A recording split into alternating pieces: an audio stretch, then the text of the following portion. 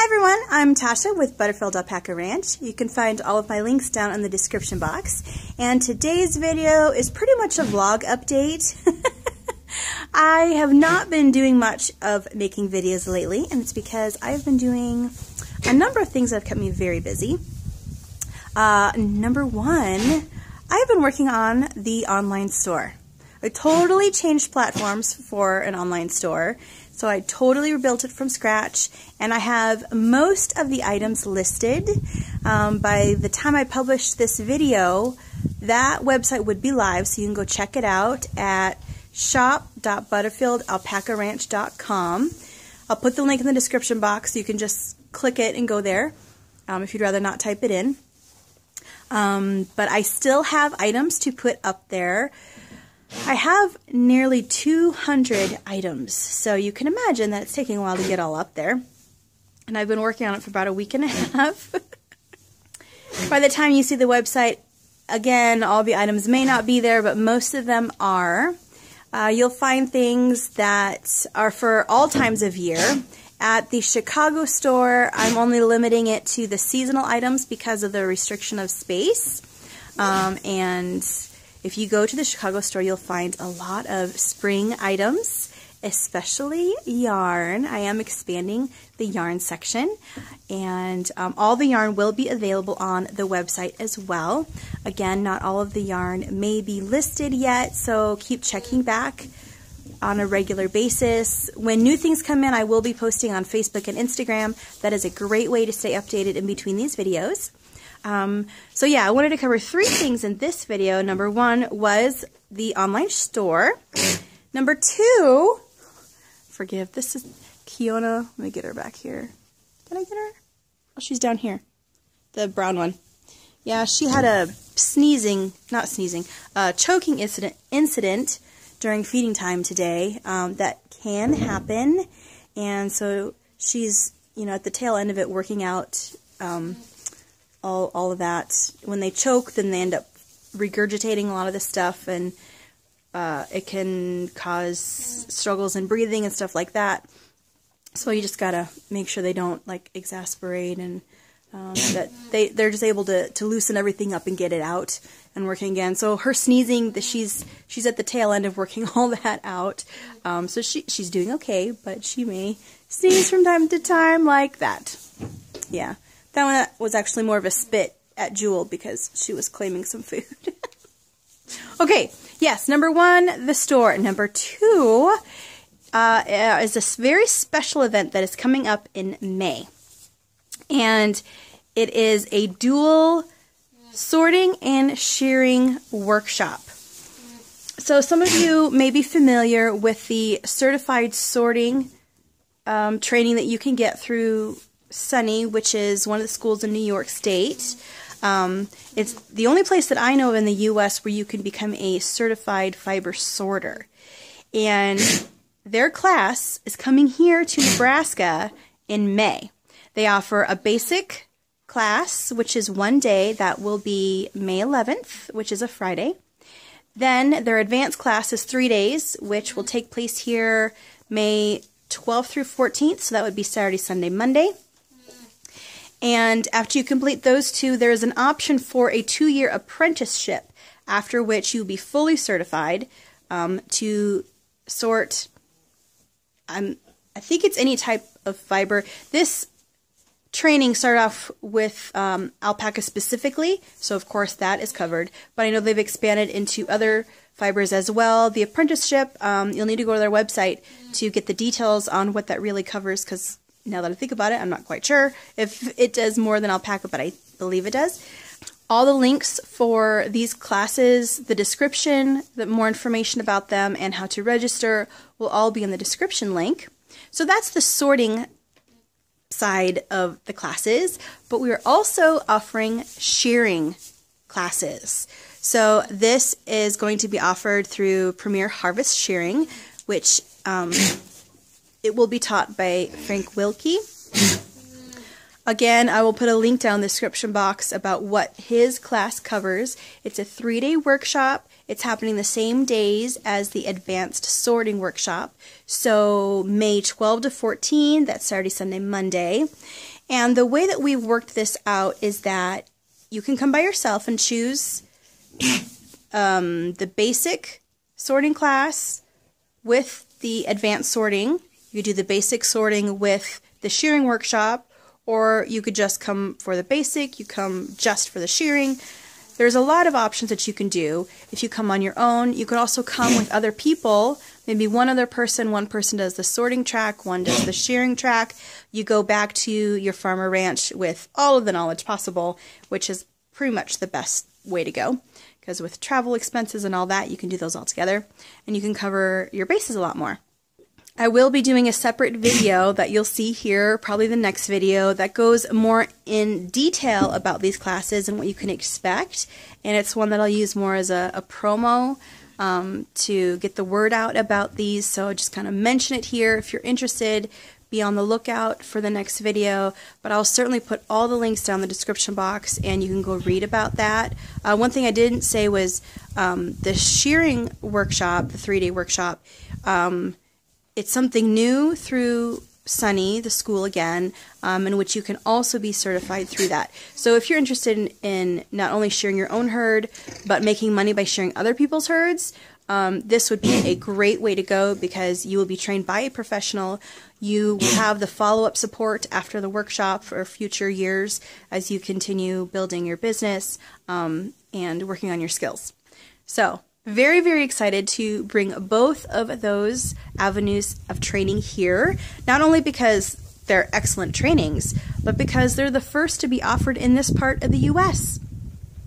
True story, because they're usually offered on the West Coast or East Coast, where most alpaca owners are, which is why they're offered there. But those of us who live in the middle of the country have been missing out on those unless we want to spend lots of money. Last year I was looking at the sorting workshop. Well, actually I was looking at both, but the sorting workshop specifically, one in the spring was on one coast, and in the fall one was on the other coast, and didn't matter which way I went, it was going to cost me about $2,000 between traveling expenses and the course fees themselves. So, obviously I did not do that, and instead I worked to bring them here, because I know there are people like me in the middle of the country who just can't take the time or the expense to go to one of the coasts for the trainings. But both of these are immensely important when you are raising alpacas. Obviously, every alpaca needs to be sheared every year. Someone has to do it, whether you pay someone to do it or do it yourself. You know, there's always that time and expense.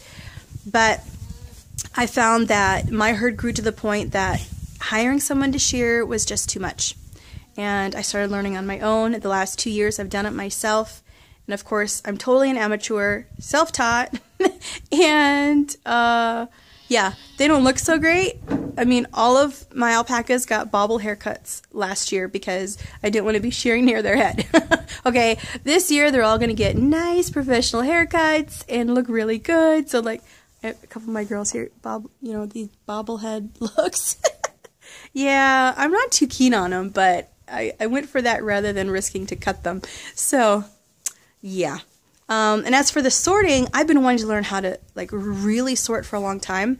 Again, very important for making money off your alpacas, because once that fiber is sheared off your animal, something has to be done with it. If you're going to make money, something has to be done with it. It has to be processed in some way.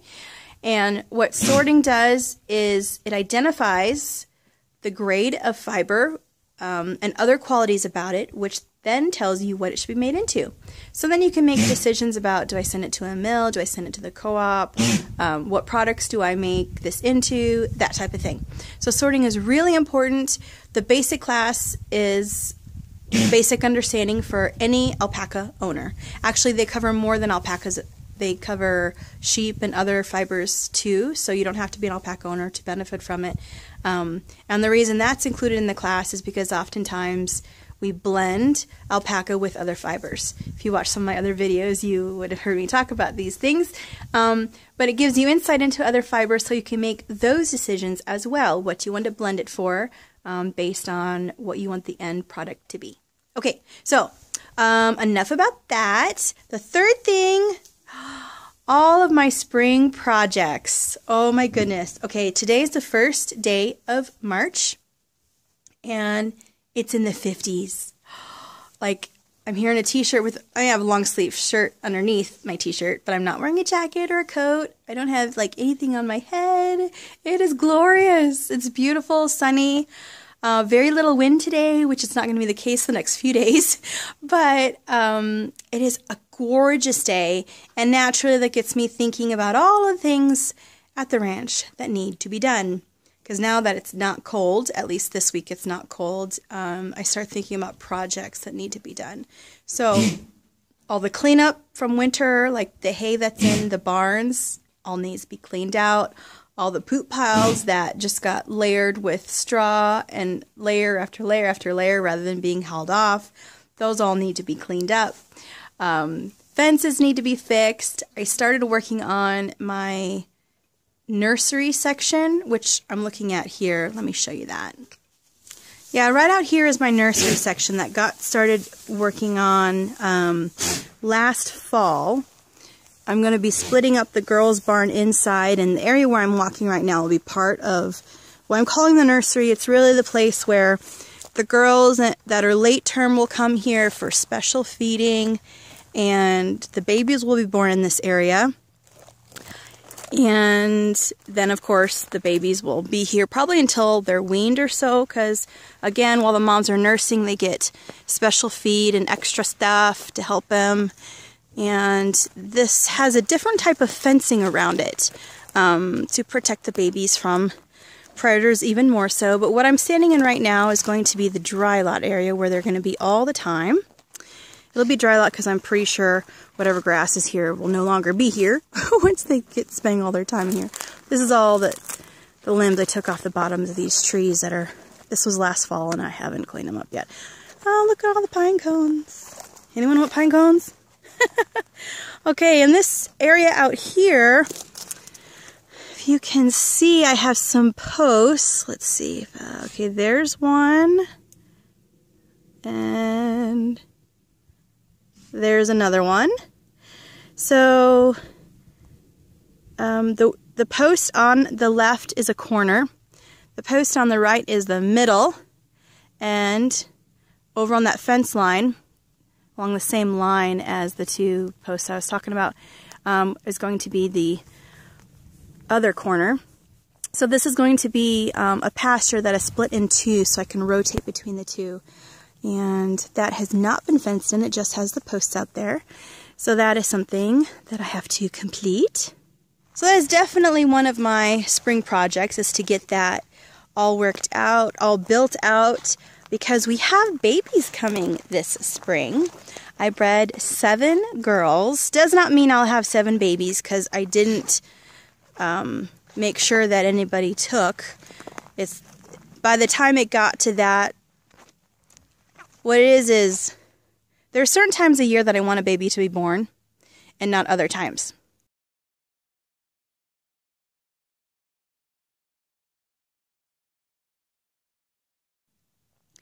And I didn't want to breed at a time when I knew the baby would be born at the time that I didn't want them to. So I was like, well, what's the point in preg checking them at that point? Because if they're not pregnant, I'm not going to rebreed them. Either they are or they aren't at this point. So that was just kind of my approach. But let me show you. First, we have 2 in May. In fact, Sharla was the first I bred. Where is Sharla? She's over here. All right, we have Sharla there on the right. She's not going to face us. But I bred her first. I'm not sure if she took or not. Some signs yes, some signs no. And at this point, you know, we're 2.5 months before her due date. And I say due date very loosely because alpacas can delay the development of the baby, the cria inside. It's one of the adaptations that they have based on environmental factors, stress factors. They can slow the growth of the cria down. So due date is a very loose term. There's a wide range of dates that a cria could be born. So her average, like right in the middle of all those dates, due date, is just a few days before shearing. So we'll see how that goes. But she is due first, and then we have Bridget. Miss Bridget right here. She's the only llama that I bred last year. And this girl, I'm pretty sure she's pregnant. She gets knocked up the first time every season. So, and one of the besides she always gets pregnant, she has become very round. It seems, now in my limited experience with llamas, that you can see that they're pregnant a lot sooner than you can in alpacas. Alpacas hide their pregnancies very well, which is why, oh, see, Sharla's right here. Even why 2.5 months out, I'm still not certain Sharla's pregnant. But it's okay if she's not. It is what it is. But Bridget, I totally believe is, and her due date is just after shearing. So these two girls were bred a week apart. So Sharla should be just before, Bridget just after. So who knows, a baby may be born at the fairgrounds where we're having all these classes. The baby might be born during shearing, which is not unheard of. All the stresses of shearing can bring labor on, but in the case of these two girls, it'd be right around the time when it would be totally fine. I should be oh, there she's kind of giving you, see her belly so rounded? Now Bridget, she has a round belly anyway because she's had so many babies. But I can tell a difference. Ugh. And see, this was her last baby. Standing in the way. So when she was pregnant with this guy, she got so round. You can go back in the Facebook feed, or it might be on Instagram as well, how round she was. And she was laying on her side like this. She was just so big. But she has another 2.5 months before she's due, and I'm hoping for a girl this year. Yeah, her last 2 babies have been boys. The year before that was a girl, so she's due to have a girl. But with my llamas, I'm alternating years in which I'm breeding them because I only have 2 girl llamas, and I want one each year to not be distracted by a baby. But yet I still want more llamas. So this year is Bridget's turn to have a baby, and then next year, oh, she has her butt to us, but Lucy. There, she's putting her head up for you. Lucy will have a baby next year, so she gets bred here in May. There she is. Her and Vinny will have their time together, and then I'm excited to see the baby that comes from the 2 of them.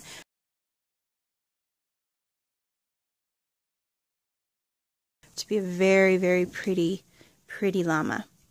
Okay, as for the rest of the girls that are bred are due in June. We have Lindsay, the black one here, and that was her first time being bred, and honestly, not sure that one took. That's alright. And then the girl in the middle here is Toy Dancer, and I do believe she is pregnant. She is showing some roundedness, and her being a surrey, it's a lot easier for me to see that versus a Wakaya. Lindsay here is the Wakaya, big fluffy one. They can hide all kinds of shapes of their body underneath all that fleece. But after they're all sheared, it'll be much easier. So the girls that are due in June, they're all due about a month after shearing. So yeah, Toy Dancer, I bred her to Thor, and I'm excited to see what Thor's baby looks like.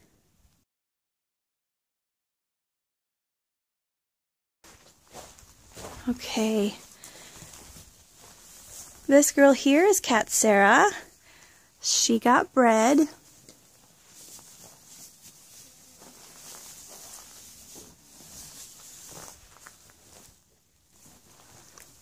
Oh, I about didn't see her just lounging here. Joy got bred. Hi, Hi, Miss Joy. Such a sweetheart. And then this girl over here, Sunday. There she is. She is also bred. I think that 1, 2, 3, 4, 5, 6, yeah, 7. That's all of them. The videos you can expect this spring will probably be more vlog-like, just kind of giving you an update on things that are going on. Spring is just a really busy time at the ranch, so I do want to share all that with you.